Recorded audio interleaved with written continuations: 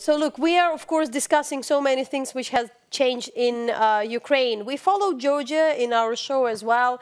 We looked at the protest, especially against the electoral code. And, you know, what was for you as a journalist in Georgia the major highlight in your country, and what are the major challenges and the task for 2020? I define myself not only as a journalist, but as an activist.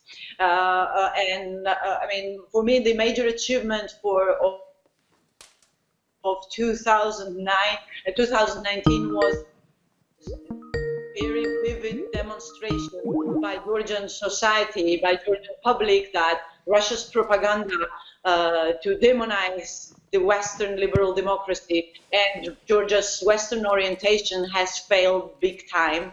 It happened on 20th of June. That's when the protests have started.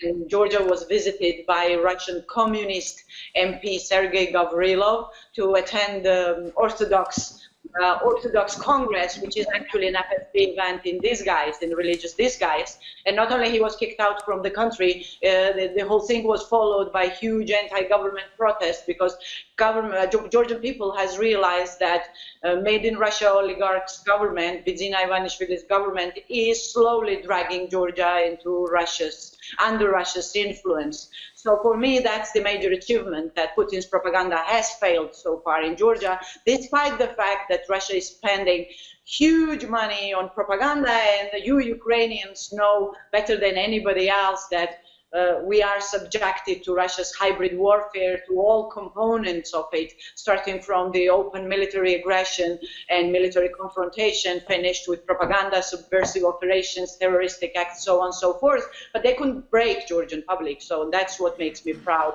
2019. So, and Tamara, there would be the parliamentary election, if I'm right, in 2020. Yes.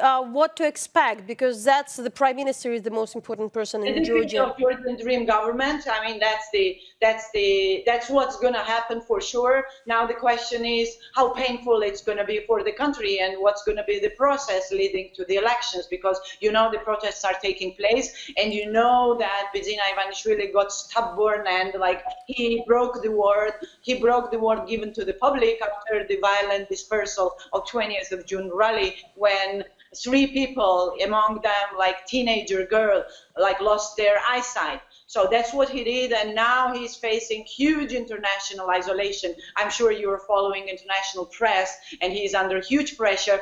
And the good success of those protests is that yesterday Facebook sort of blocked inauthentic sites, troll sites that are linked to Georgian dream government, and that was like stated by Atlantic Council, that are distributing anti-Russian propaganda. So Bidzina Ivanishvili's isolation is growing, and I hope that the success of 2020 is going to be its defeat and return of Georgia's sort of path towards, like liberal democracy, towards consolidation of the liberal democracy by ensuring proportional elections and the balanced government, because Georgians are tired of one-man rule.